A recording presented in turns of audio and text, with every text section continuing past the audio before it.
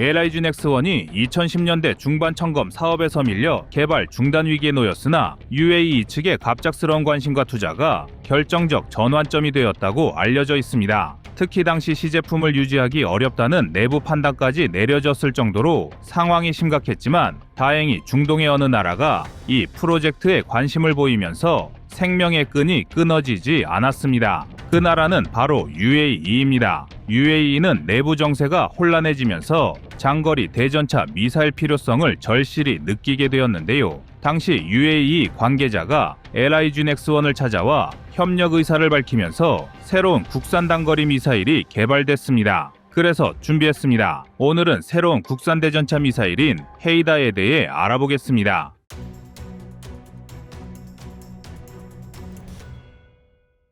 한국이 또 대박을 터뜨렸습니다. LIG 넥스1이 대전차 미사일 사업으로 아랍에미리트와의 대규모 계약 소식을 전했는데요. 원래 한국에서는 청검 시리즈가 대전차 미사일의 대표 주자로 자리 잡고 있었습니다. 하지만 해외 무대에서는 의외로 LIG 넥스1의 기술력도 주목하고 있는데요. 이번 아랍에미리트가 자국 방산업체와 체결한 대전차 미사일 도입 규모가 무려 10억 달러라는 점이 공개되면서 다시 한번 한국의 방산 기술력이 세계에 알려졌습니다. 먼저 UAE가 선택한 미사일의 명칭은 헤이다로 불리는데 사실 이 무기가 우리나라에서는 크게 알려지지 않았습니다. 이유는 이 무기가 UAE 현지 업체인 칼리두스사와의 합작 형태로 개발되었기 때문입니다. UAE가 이 미사일을 선택한 배경에는 여러 가지 이유가 있습니다. 먼저 가장 큰 요인은 중동 특유의 넓은 사막 환경과 장거리 교전 요구라고 할 수 있습니다. 한국군이 사용하는 청검은 한반도 지형에 최적화되어 있어 유효 사거리가 그리 길지 않습니다. 반면에 중동의 경우 지형이 탁 트여 있고 원거리에서 적의 기동을 식별하기가 쉬운 편이어서 그만큼 더욱 먼 거리에서 안전하게 타격할 수 있는 무기가 필요해집니다. 이렇게 다른 작전 환경의 차이가 발생하면서 LIG 넥스1 측이 개발한 장거리 대전차 미사일 기술이 주목받게 된 것입니다. 흥미로운 사실은 헤이다 미사일의 최대 사거리가 80에서 88km 수준으로 추정된다는 점입니다. 대부분의 서방권 대전차 미사일이 보병 휴대형으로 수 킬로미터에서 정말 길어야 10여 킬로미터에 그치는 것과 달리 사실상 단거리 지대지 미사일에 가까운 사거리를 지닌 무기를 UAE가 원했는데요. 물론 이 수치는 공식적으로 완전히 공개된 정보는 아니지만 현지 전시회나 관련 보도에서 80km 넘게 비행한다는 언급이 있어 단순한 루머는 아닌 것 같습니다. 이렇듯 UAE가 새로운 장거리 대전차 미사일에 주목하게 된 배경은 예멘 분쟁을 통해 체감한 실전 교훈에 있다고 볼 수 있습니다. 예멘의 후티 반군과 교전을 벌이면서 UAE는 원거리에서 적전차나 장갑차를 정확히 타격해야 할 필요성을 절감했는데요. UAE는 기존의 미국산 헬파이어 같은 무기를 보유하고 있었으나 헬기와 같이 특정 플랫폼에 집중된 운영 방식 때문에 지상기동군 전체가 일관되게 쓰기에는 다소 한계가 있었습니다. 바로 이 지점에서 LIG 넥스1이 예전에 준비했던 LAH형 중거리 공대지 미사일 기술이 스포트라이트를 받게 되었습니다. 사실 이 기술은 한화에어로스페이스가 개발한 청검 시리즈에 밀려 국내 우선순위에서 빠졌었습니다. 애초에 LAH 무장체계로 선정되지 못한 데다 방위사업청 평가 과정에서도 이미 청검이 있으니 굳이 추가 개발이 필요하지 않다는 분위기가 강했습니다. 그러나 때마침 중동에서 새로운 요구가 발생해 LIG 넥스1은 자체 보유한 기술을 지대지 버전으로 확장하는 승부수를 띄웠고 그 결과 1조 4천억이라는 수출 성과를 보이게 됐습니다. 여기에 UAE가 상당한 자본력을 투입해 함께 개발하여 UAE와의 합작 형태를 구성했습니다. 그렇게 탄생한 결과물이 바로 헤이다 미사일입니다. 이번 아부다비 방산전시회에서 대외적으로 공개되고 대량 발주 계약까지 연결되면서 전 세계에서 한국의 새로운 미사일에 관심이 쏠렸습니다. 사실 LIG 넥스1 입장에서는 한 차례 중단 위기를 겪었던 시제품이기에 개발비 투자나 인력 유지 측면에서 쉽지 않은 선택이었다고 하는데요. 그런데도 미련을 버리지 않고 프로젝트를 가늘고 길게라도 지속했던 이유는 해외 시장에서라도 가능성이 있다면 도전해보자는 내부 의지가 컸기 때문이라고 합니다. 그리고 그 의지는 1조 4천억이라는 수출 대박으로 이어지게 되었습니다. 헤이다 미사일은 주로 지상 전술 차량에 탑재해 운영하는 것으로 알려져 있습니다. 소형 전술 차량인 4x4 혹은 6x6 플랫폼에 다연장형 미사일 발사대를 장착한 뒤 필요할 때 80km 이상의 원거리 표적을 정밀 타격하겠다는 개념입니다. 그런데 특이한 점은 UAE 정부가 이번 대전차 미사일 도입을 자국 내 기술력으로 개발했다고 적극 홍보하고 있다는 것입니다. 여기에 UAE 기업인 칼리두스사가 중추 역할을 했다고 대외적으로 발표하면서 외부 의존 없이 무기를 생산할 수 있다는 이미지를 내세우고 있습니다. 하지만 실질적으로는 국내 기업인 LIGNX1이 핵심 부품과 기술을 공급하기 때문에 해외 군사 전문가들은 실제 개발 주역은 한국이라고 평가하는 게 현실입니다. 이런 평가로 인해서 이 계약 규모가 10억 달러에 그치지 않고 향후 추가 발주와 유지 보수 계약 등을 포함하면 몇 조 원 단위로 더 커질 수 있다는 전망도 나오고 있습니다. 특히 UAE만 도입하는데 그치지 않고 사우디아라비아나 이라크, 카타르 등 주변 국가들도 비슷한 무기를 필요로 하기 때문에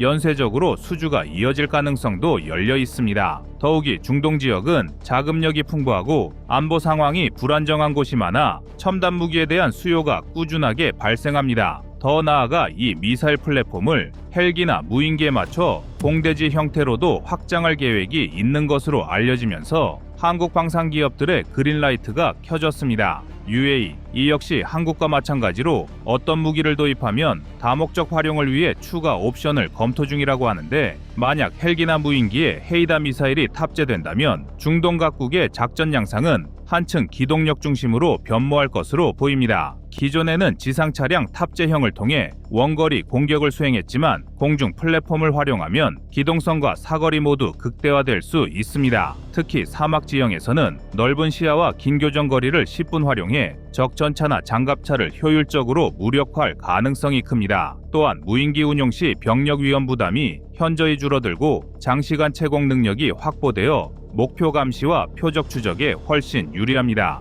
결과적으로 적 기갑 전력의 생존율은 극도로 낮아지고 공중 기동을 통한 장거리 정밀 타격이 가능해져 중동 분쟁의 새로운 키워드로 부상할 전망인데요. 이처럼 다양한 플랫폼에 헤이다 미사일이 탑재되면 전 세계에서 K9 자주포가 명품 자주포로 자리매김한 것처럼 미사일계 새로운 국산 미사일로 자리 잡는 계기가 마련될 것입니다. 헤이다 미사일의 성공은 국내 방산업계 내부에서도 여러 지각 변동이 되는 초석이 될 것으로 보입니다. 우선 그동안 한국군이 채택하지 않으면 시장성을 갖기 어렵다는 통념이 깨졌다는 점이 중요한데요. 실제로 과거에는 국내군의 보증이 있어야 수출도 수월하다는 인식이 강했는데, 이제는 외국이 먼저 채택하면 국내에서도 역수입해서 검토할 수 있다는 새로운 흐름이 생겨나고 있습니다. 이는 방산 기업들에게도 더 많은 선택지를 열어주는 계기가 되는 것이며, 이를 통해 더욱 다양하고 고도화된 방산 무기가 개발되는 순증 효과를 불어오기 때문입니다. 여기서 또 한 가지 주목할 점은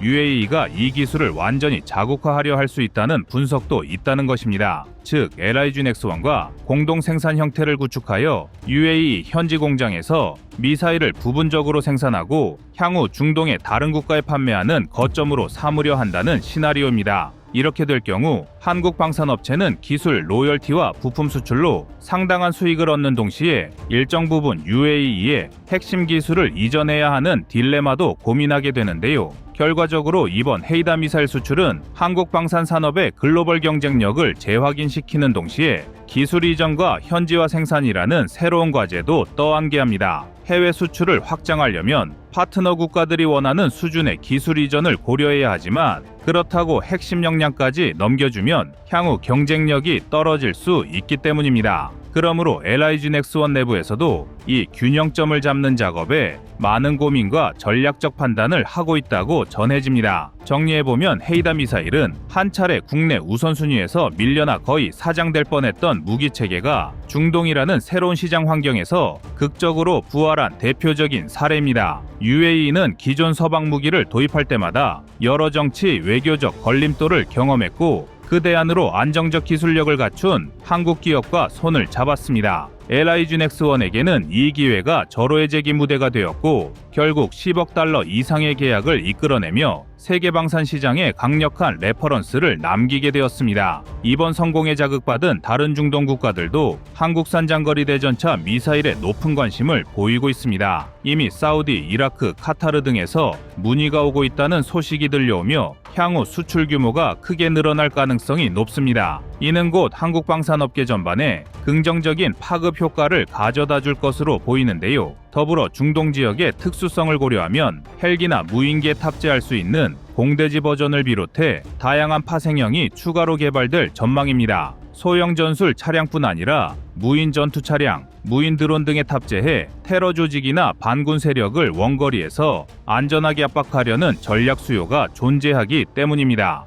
예멘, 시리아 등 분쟁 지역의 불안정이 계속되는 한 대전차 미사일 수요가 쉽게 줄지 않을 것이라는 분석도 힘을 얻고 있습니다. 결과적으로 헤이다 미사일은 LIG-X1과 UAE, 이 간의 협력을 통해 놀라운 시너지 효과를 만들어냈으며 국내외 방산 전문가들에게는 한번 실패할 뻔한 기술도 해외로 눈을 돌리면 새 생명을 얻을 수 있다는 사례로 남았습니다. 앞으로 이 무기가 실전에서 어떤 평가를 받게 될지, 그리고 추가 수출이 어떤 국가로 확대될지 궁금증이 커지고 있습니다. 아울러 이런 성공을 발판 삼아 한국 방산업계가 보다 넓은 국제 무대에서 활약을 이어갈 것이라는 기대감도 함께 높아지고 있습니다.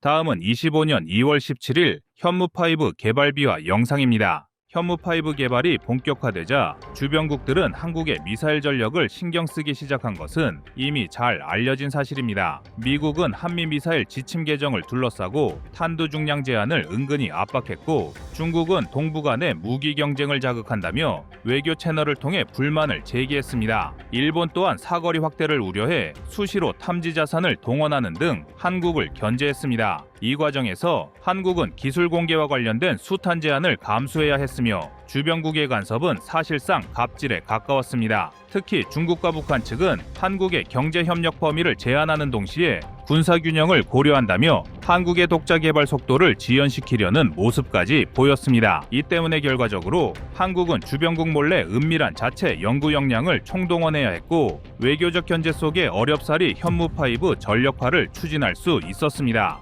이것이 바로 작년 10월 공개된 현무5의 개발 비화입니다. 사실 현무5의 얘기를 하려면 먼저 북한 지하 벙커가 얼마나 치밀하게 설계되어 있는지를 알아야 합니다. 북한은 산악 지형을 최대한 활용해 지하 50에서 100m 깊이의 지휘부와 핵심 군사 시설을 설치했습니다. 지상에서 폭탄이 떨어져도 바로 파괴되지 않도록 안반층 안에 뚫어놓은 거대한 갱도와 콘크리트 방어 구조물을 겹겹이 배치했습니다. 그런데 특히 놀라운 점은 실제 벙커 위나 주변에 빈 공간을 의도적으로 만들어두는 교란수를 쓰고 있다는 것인데요. 즉, 폭탄이 떨어졌을 때 이 페이크 지하실에서 미리 폭발하게 함으로써 핵심 시설이 더 깊은 지점에 무사히 살아남도록 하는 일종의 위장 전술입니다. 이런 기술은 1차 걸프전 등에서 미군의 관통 폭탄에 당한 이라크 사례를 분석한 뒤 북한이 나름대로 고안해낸 방식으로 알려져 있습니다. 문제는 페이크 공간에 폭탄이 먼저 맞고 터지면 비록 핵심 벙커는 온전할 수 있어도 출입구나 주변 통로가 모조리 붕괴될 위험이 크다는 겁니다.